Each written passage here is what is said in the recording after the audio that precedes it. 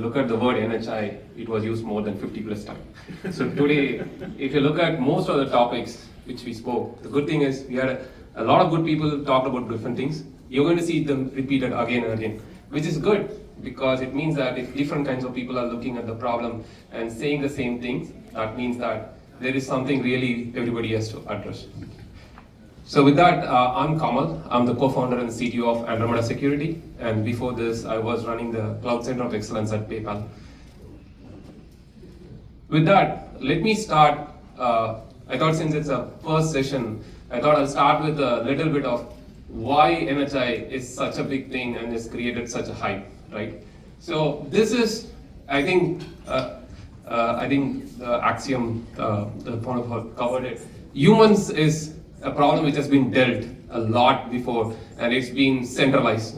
Like if you started 25 years back, there was like so many systems which has different human identities, and they had users created everywhere, and then started coming into a concept of centralization. So you have IDPs today, right? And you have systems which are dealing with humans, and it is more tackled, but still it's vulnerable. So if you look at number of hacks which happen, not everything is NHI. Most of the hacks, there is also human-based because of social engineering and everything. Still there's a problems, but at least you can list out what needs to be solved, because there is maximum, it's a username password, and then you have multi-factor, which is also can be listed what kind of things, and you can deal with it. So still manageable, but vulnerable, right? But when you go to non-human identities, it's completely decentralized. You take even just one cloud, like let's say AWS or Azure, how many types of NHI exist?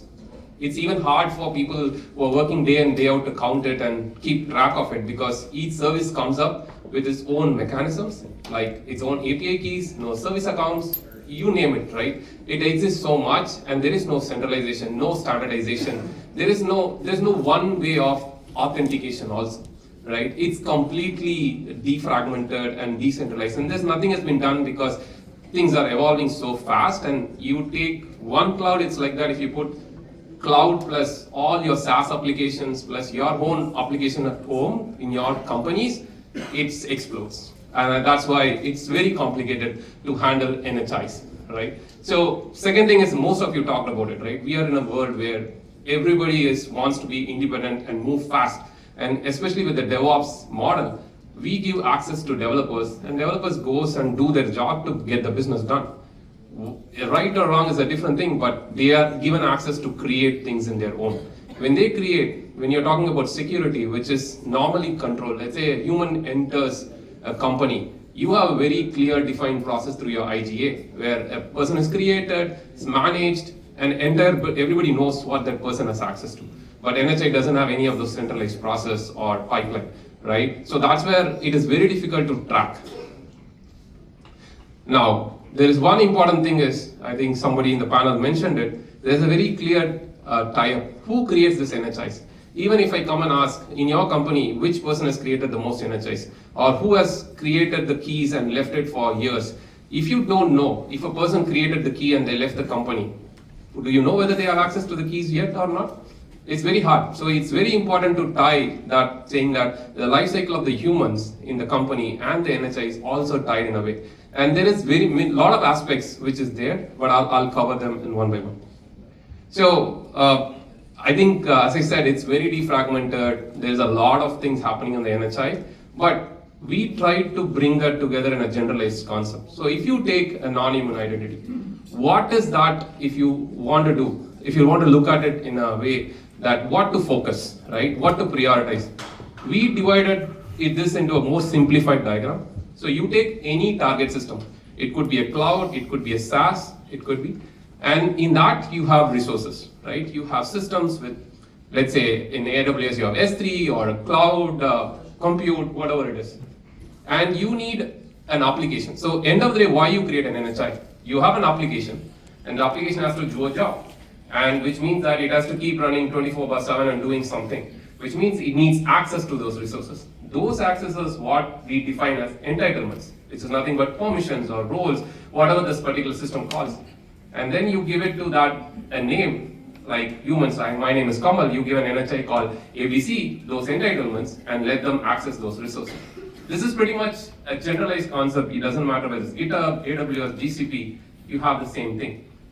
Then you take that credential, because a credential is nothing but a way to say who I am, prove my authentication, right? For an NHI, it could be just a API key, it could be an access key, it could be an SSH key, it doesn't matter. Or a username password too, because there's still systems which use a username password for NHIs. So you give the credentials to the client application, the client authentication authenticates, and then uses the authorization to do work on it. This is pretty much, I could say that 90% cases are covered. There are still maybe exceptions, but we have that. Now, if you take those pieces, there are three things: credentials, clients, and entitlements. Now let's focus on each of them. I think you have a lot of experts today who are talking about it, and even though each of us are looking at it in a different way, end of the day, the problem we are trying to solve is how to protect all of these. And I think there's a lot of talks, I looked at that, which is going to deal about secrets. So I'll spend less time and focus on other aspects, but the main things about a credential, as I said, there is so many types of credentials, right? I think we may know, even I worked on all the 3 clouds and so many SaaS in my previous job, but still I don't think I know every single service account which exists in every single system. So the types of credentials, like the API keys, SSH keys, PKIs, I can keep listing, there is so many, which means that having a knowledge of what types of keys, how to rotate them, how to protect them, how they are used is very critical. And it's very hard for somebody in an enterprise whose focus is not that to do this, because people keep creating based on the need. Let's say somebody wants to use a GenAI service, let's say Vertex AI, they go ahead and do that, right? And they will just create one and start using it. Who is going to keep track of that? How it has to be rotated? What's the governance policy around it? That's a major challenge. Second is duration. I think somebody talked about static credentials. Basically, it's nothing but short-lived and long-lived, right? So most of the cloud today has a simple way for you to use short-lived credentials, which means that the credential is managed by the cloud provider, right? Or them. They rotate it for you. They inject it into your system so that you can use. One of the best practices, I hope most of security experts will say, is don't use long credentials, use short-lived credentials, and especially which are not exposed to you, right? But there is still gaps in this, I'll talk about in the next slide, but that is a best practice or a better practice than having a long-lived credentials.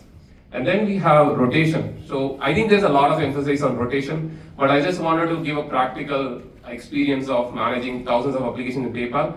It's very fragile, right? We had a fully automated system where you rotate a credential, you push it into a vault, application reads from the vault, everything is automated. Still, it's only 50% of the applications were all in the standard framework. So everybody don't have a mechanism to fetch these credentials. Some application has to be restarted. Some application doesn't have a way to go to the vault because it doesn't use the standard framework. That means they need a credential to access the framework. So there are challenges in doing this, but it is very critical that you keep rotating it. And somebody said, leaving a credential which is known to be vulnerable for 5 days is giving 5 days somebody access to your whole system, right? So it has to be protected. It has to be done, but there are challenges with that. And then last is vaulting. Vaulting is very critical, even for an end user, right? For a human who needs access to production, the credentials should be in a vault, which they should check in, check out, and then when they check in, it should be rotated. In that way, it is pretty much controlled that these things are managed securely. So the best way to do this is, some of the best practices, use short-lived, wherever the credential is not exposed to any humans, it's all system, and then try to basically, if you have a long-lived credential, because there's still, I would say 30 to 40% of the systems are third parties where you cannot use this short-lived because it has to be inside the cloud. If you're outside the cloud or you're doing development from your desktop, you can't avoid it. So there is no way to completely avoid it, but it's better to be using the best practices there by rotating them, storing them in the right places.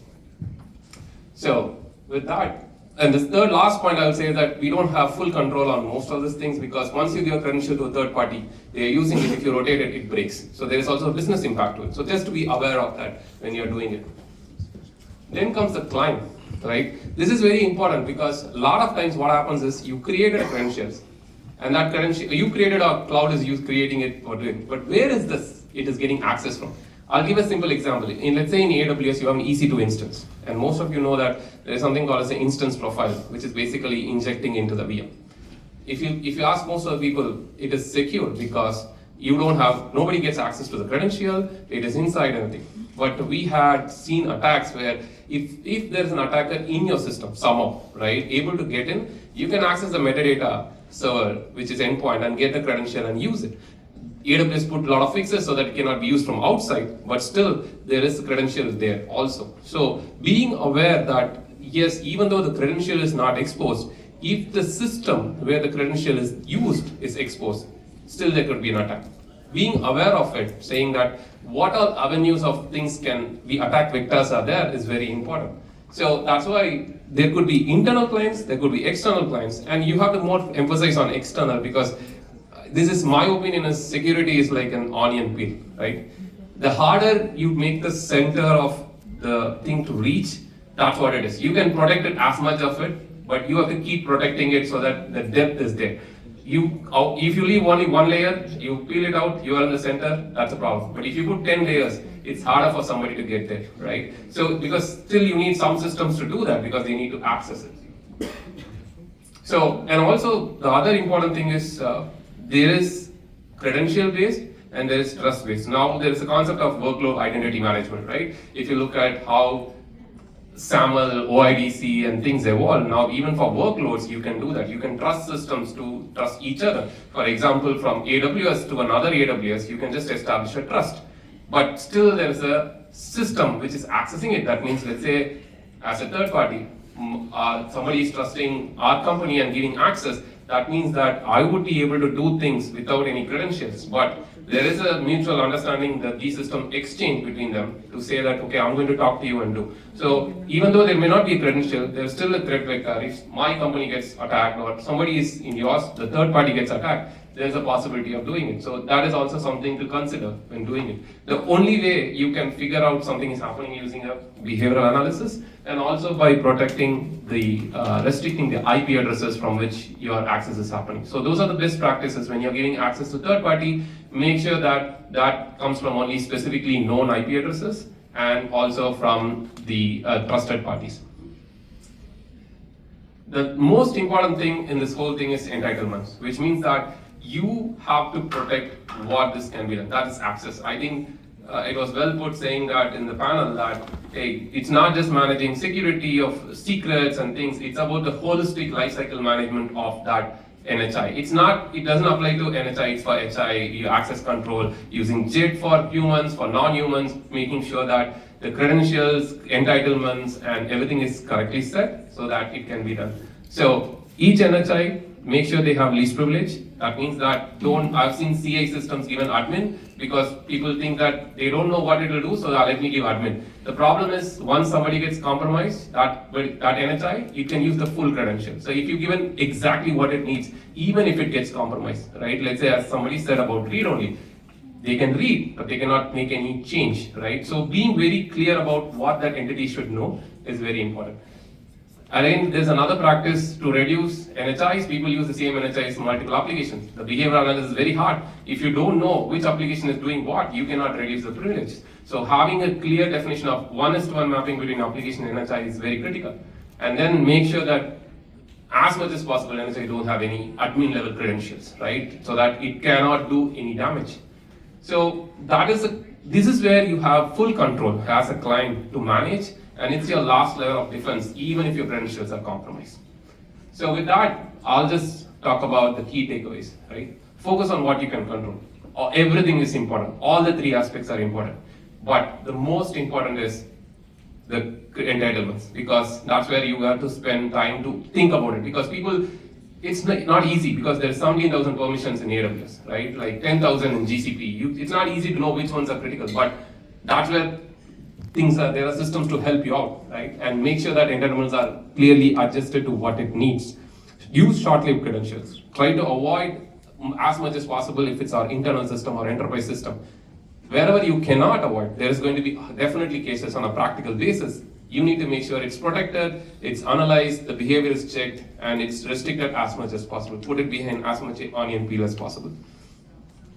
That's pretty much, I would say, where you want to prioritize.